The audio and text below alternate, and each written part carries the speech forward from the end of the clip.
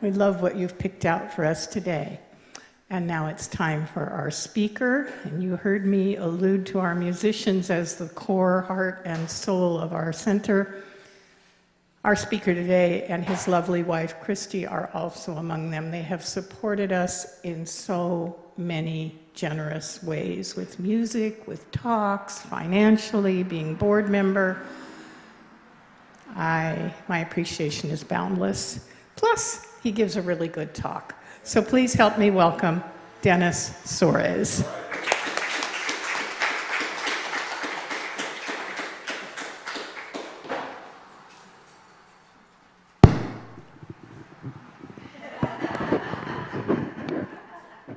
Adam said that he had this adjusted as high as he could, and I'll go with that. So the theme for this week is I'll meet you there. And you know, when I first read that theme to myself, I thought, are we talking about present tense, meeting somebody there? Or are we talking about somebody that's past? I'll meet you there. There's so many ways to interpret that. But before I get into the metaphysical part, I want to talk a little bit of me growing up. As some of you know, when I was a kid, I was born and raised in Kailua on Oahu. And at that time, I'd say Kailua had maybe 25,000 people. It was a fairly good-sized town, but pretty much everybody knew everybody. If you walked to a neighbor's house and you knocked on their door, they knew who you were. And if you were goofing off, they knew who you were, and they'd call your dad, kind of a thing. So when I was about, I would say 8, 9 years old, my mother took me to the local wigwam store. No kidding, that was the name of it, wigwam. And I got to pick out my Halloween costume for that year. And being that John Glenn had just circled the earth several times, I thought, why not be an astronaut? So it had the full complement, you know, the thing on the head, and it had the pants that looked like an astronaut suit, and I was so proud of myself. I went trick-or-treating, got lots of candy. When I got to be about 10 or 11, the costumes didn't fit me anymore. I'll get into why in a minute. I was over 6 feet when I was 11 years old, okay? But that wasn't the worst part. When I went trick-or-treating around the neighborhood and I knocked on doors, the people would open the door and give candy to the little ones, and they would tell me, you know, boy, you really should go home. This is for kids, not for you. So needless to say, my Halloween trick-or-treating career ended at 11 years old. I never did go after that. And was I bummed? Yeah, kind of. Because I knew inside that I was a kid, but they didn't see me that way, right?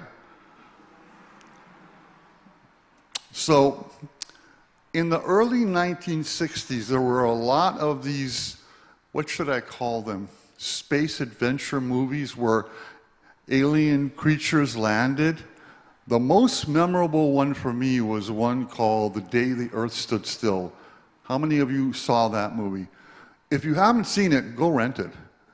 It's an awesome movie. Anyway, in the movie, this alien being and his robot, who stood about 8 feet tall, they landed in Central Park, New York. And they came for a purpose, not for war. They came to bring a message. This is during the nuclear age. If you can't find peace among yourself, we'll take care of it for you. That was an omen that they were saying. You know, if you can't find peace amongst yourself, we'll take care of it for you. Of course, what people did in the United States was attack them, only to find out that their equipment, their robot, was impenetrable to anything they had that could attack it. In fact, he had a secret power, 2 powers. Number 1, he could restore life, and he did. And number 2, he could use his little laser beam thing on his head here, and he could basically vaporize anything that he wanted to on command. I want to tell you that this movie had a huge impact on me for Halloween, and that is for many, many months, I dreamt that standing at my door was this robot at the doorway to my bedroom and that I could not leave. until the sun came up fully. And it may sound funny now, but it wasn't funny then. And my brother thought I was a lunatic. He shared the bedroom with me, you know. But I really believed that this creature had that power over me. And what I'm getting today as I'm reflecting on 60 years ago as these things happened, is that alien being really had the right message. And the right message is, together, we can go further, all right? But divided, nothing's gonna happen. And I think we can obviously see that if we watch any bit of news, how that's playing out for us. It seems to me that kids are much better at getting along and finding a common ground where they can play. Because that's what they want to do. They want to play. But human beings, once we get over the age of 20 or so, we kind of get locked into our positions and we're kind of stuck there.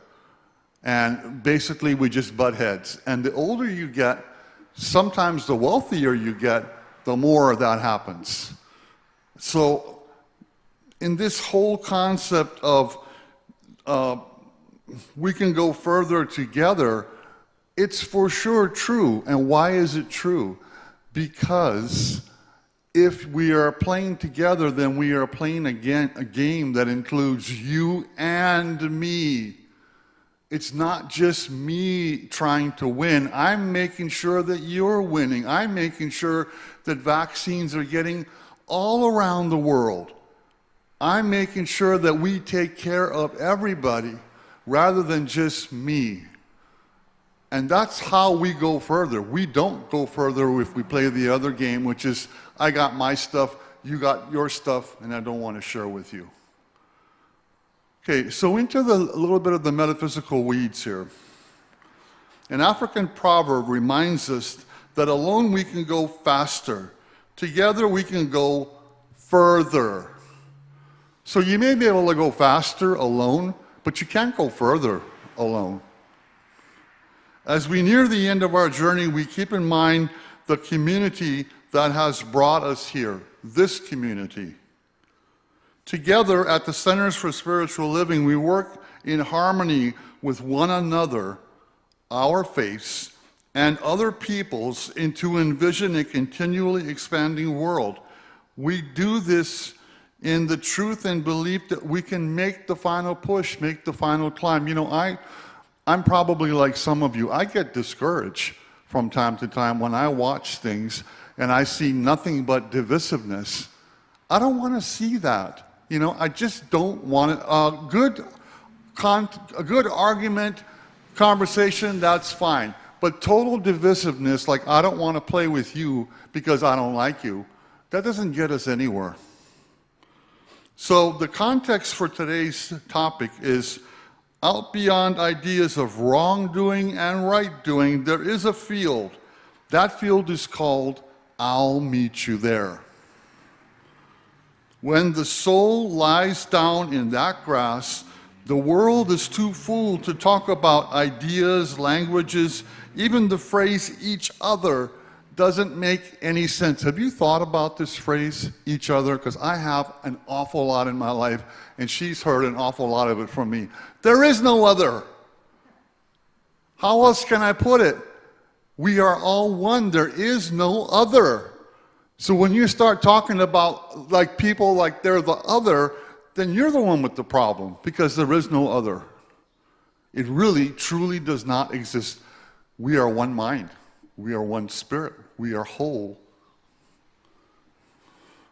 So, as we near the top of the mountain and prepare to pause, we remember that we are reaching toward an experience of what? Of divine communion. With who? With ourselves, with one another, and with Spirit. If we're not reaching for that, we're not reaching for anything. Okay? If we're not reaching for divine communion with those three things that I just mentioned, we're not reaching for anything. The idea that I meet you there seems to be much easier, as I said before, for children. Finding common ground and oneness can be particularly difficult for us adults. However, if we can remember this, the childlike wonder that we experience during Halloween, it's possible. I want to go back to that alien and the robot for a moment. We had a very smart guy in our neighborhood he was an electrician, electrical engineer kind of a guy. He built this robot and put it right by his front door. And then he wired it with sound. Scared the bejesus out of us. I'm not kidding. People for miles around came to his house to listen to this robot talk to them, and basically the robot was saying nothing but kind things. But still, the fact that it was 8 feet tall and it was talking scared the heck out of people. All right? And that kind of stuff played out in my Halloweens all over Kailua. I think it would be a lie to say that we each don't have a dark side. That's part of the reason that we celebrate Halloween, is to allow ourselves, give ourselves permission to expose that dark side, to dress up like a witch or whatever, a boo or whatever the case might be. And so therefore, a lot of times we want to deny ourselves the dark side.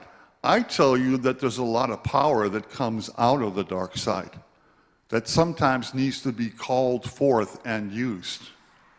People that are willing to go and protest, and more than that, willing to get arrested while they're protesting, they're exercising their dark side. They know what they want. They know what that goal is, and they're not afraid. I admire Navalny in Russia. I absolutely admire this man. I don't even know him. But what I do know is he's never going to quit until they kill him, trying to bring some kind of democracy to Russia. And Putin knows it too. So we see a world in which every person lives in alignment with his or her highest principle, emphasizing the unity of God and connection with each other. In a world like this, individuality and collectivity are called to a higher state of consciousness. So here's a suggested science of mind point of view. As we spiral through this year, allowing ancient wisdom to express as evolutionary vision through us, we take a moment to look back at our spiral journey. We begin at the end of January with looking above, committed to our upward journey. A quarter later, the end of May, we are looking at boldly living a new story and then letting go of old stories, individual and collective. That's slow evolution. This week, we're on the third level of that spiral as we rise to a meeting point out beyond a place where we can meet evolutionary visionaries. How do you rise above your thinking? You can't do it unless you realize that is your thinking. You know, the people that are trying to ban textbooks in certain parts of this country, it's a worthless enterprise. It is never going to succeed. It may succeed temporarily, but you are going to have to, at some point, talk about the history of America, in school or out of school. It's there. You can't hide from it. So this weekend and the next couple days, we celebrate a time of belief that the veil between the world, this world, and another world is thin. Halloween. I don't know if I can say these words. Halloween, Samhain, and Dia de Muertos are all considered liminal or threshold days. We can use this as a metaphor for moving past scary monsters. Did I move past my scary monster? Sure I did. Took a while, but I did.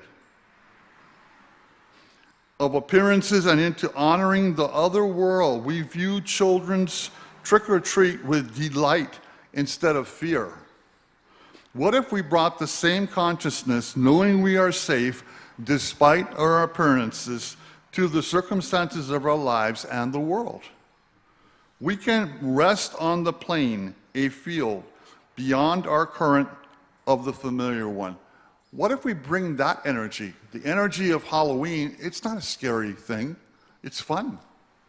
Bring that energy to things that we're uncomfortable with in our life. Call to action. If we stay in the field of right-wrong duality, we will never experience true freedom and love of the universe. We must let go of old stories, beliefs, hurts, fears, and angers. We do this not by wrestling with them, but by looking up to the source, which is our freedom. Spend time each day taking an area of concern, personal or global, and sit with your eyes upward and invite Spirit to shed a light on it. So if you've got issues, I've got issues, spend time each day, I do, looking up and asking Spirit to shed light on these issues. For me, sometimes it's a phone call to my brother, because he and I are kind of on the same length. Other times it's just by myself.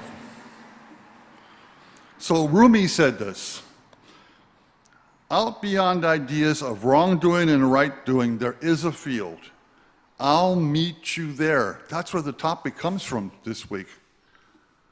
When the soul lies down in that grass, the world is too full to talk about.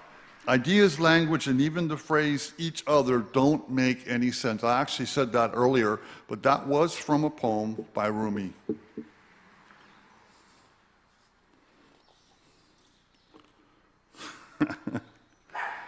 Three questions you might want to ask yourself.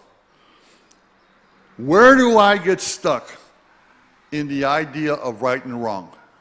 When does that trigger get pulled for you? When you're positive you're right, or when you're positive you're wrong? Usually it's when you're positive you're right. We have a lot of dialogues like this. No, I think it happened that way, Chris. No, it didn't. It happened this way. Usually she's right. I got to tell the truth. All right? So number two, what would my life be like if I trusted the universal life that is all around me? What would that be like? Would it be magical? Would it be fearful? What would it be? And number three, what would a new normal look like for me? How can I begin to establish this so that it's in my consciousness? So if you don't have this new normal, and I think some of us don't, maybe many of us don't, then how can you establish that within your life? Now I want to go into what I always do when I do talks. I call it a bit of humor. But this humor, some of it is actually is true, okay? I'm not making this up in the humor. I'll tell you which ones are true. Chris Cross, a tourist in Vienna, is going past Vienna's graveyard on October 31st.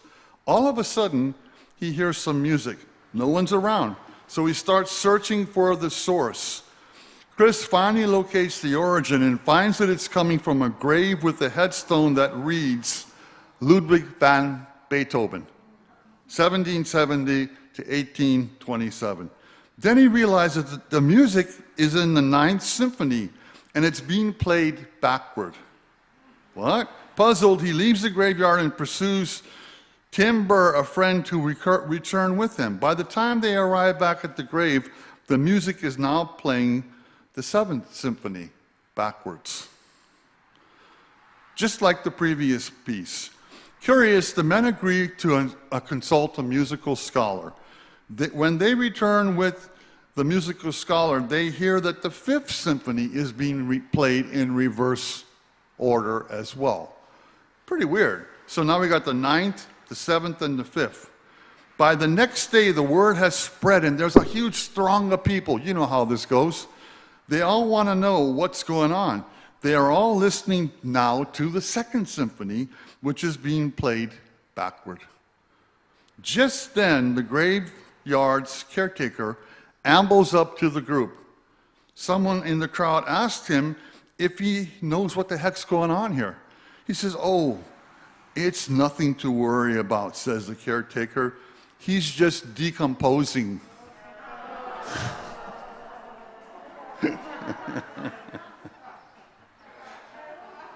Now, that one is not true, okay? October 2007, Sussex, New Jersey. A bear, this one is true. A bear tried his version of trick or treat.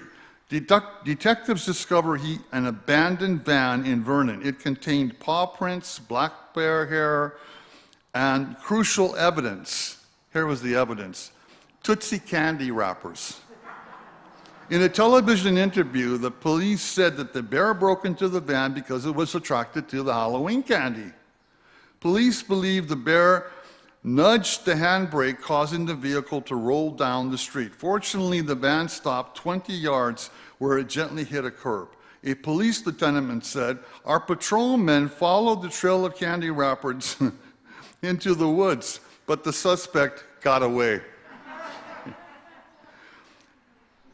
What people outside of America may not realize is that Vernon, New Jersey, this is true, is on the edge of the Wywanda State Park. Moreover, there are so many black bears in this park that in 2005 they organized a bear hunt, literally, to kill some of them. There were so many, 3,000 to be exact.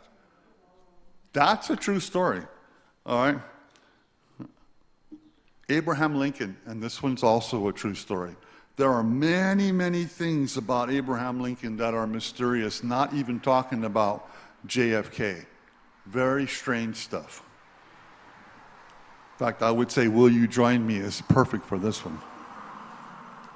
Abraham Lincoln was the 16th president of the United States. He's remembered for his vital role in preserving the Union during the Civil War.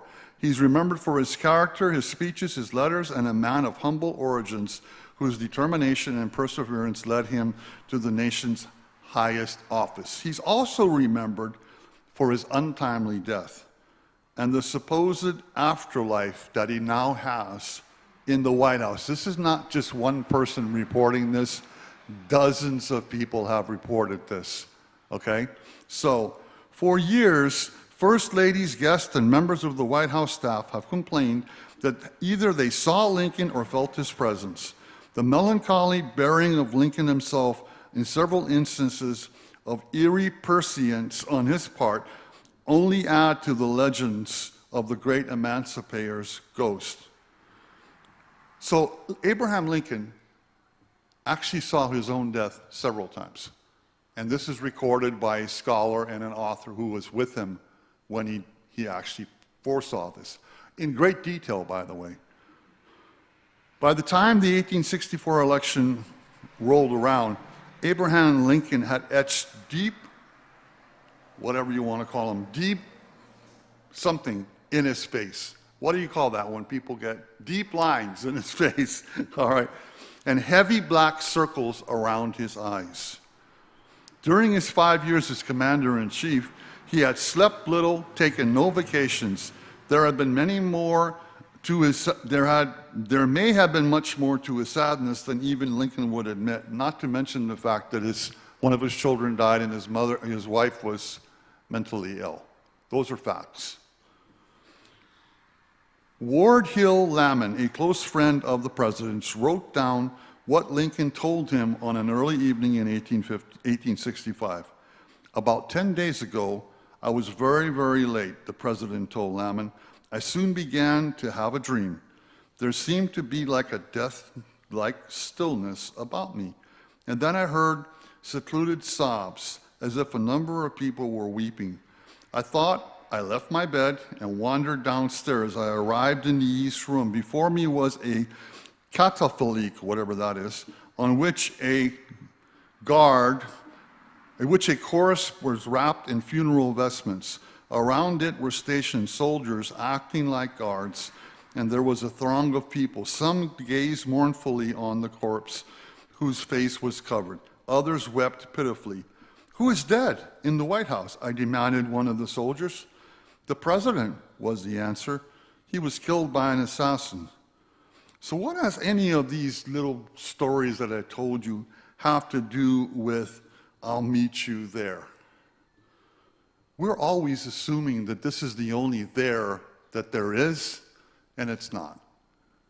You and I live in a multi-dimensional reality, in which we can step into and other realities all the time. Did these things actually happen? I don't know, but more than a few people reported it. So I think that when we are performing at Mio's, we are there now 2 times a week. I picked the song just out of thin air. I said, let's do Could I Have This Dance With You? And so we started doing it, and suddenly I hear this weeping coming from outside at the table that's sitting right next to where we are performing. There's a screen there. And I'm like, what is wrong, you know?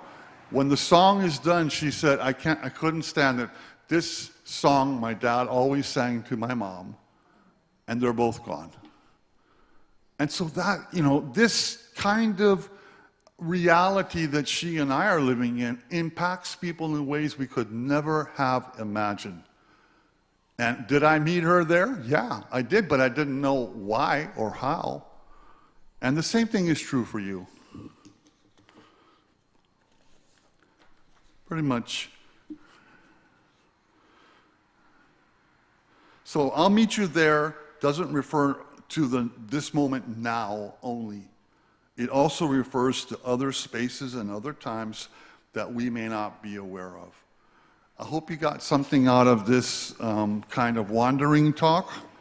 And I wish you all well during the week, and I hope that whoever you're going to meet, you'll meet them there.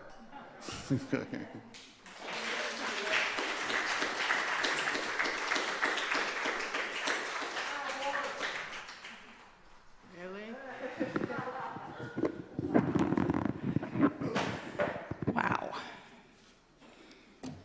I've still got the picture in my head of Dennis being like over 6 feet tall in a little space costume trying to trick or treat. That is the saddest story ever. Thank you, Dennis. And now it's time to step into conscious giving. And as always, we begin this by expressing gratitude on behalf of the Leadership Council and everyone who keeps this church functioning.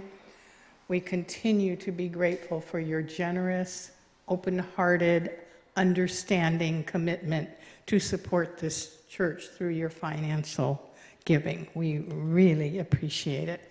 And as you know, there are many ways to give, and we're going to be showing our little slide here to remind you. All right. You can donate on your website using the link, and there is a link if you're watching from home right now, right on the YouTube channel. Our website is hawaiicsl.org. You can find our address there in case you're still one of the old school people like me who likes to write checks. If you like to write them, we love to receive them. So, and of course, we have our 2 beautiful bowls right here. So whatever way you're giving, know that it is appreciated and that we love you for it. And right now, I'd like to welcome back our random assortment. Oh, our prosperity affirmation. Thanks, guys. While the musicians are coming up, take your gift, if you have it, in your hands. If not, feel it in your heart and repeat with me our prosperity affirmation. Divine love, in and through me, blesses and multiplies all that I have, all that I give, all that I receive, and all that I am. And so it is. Our musicians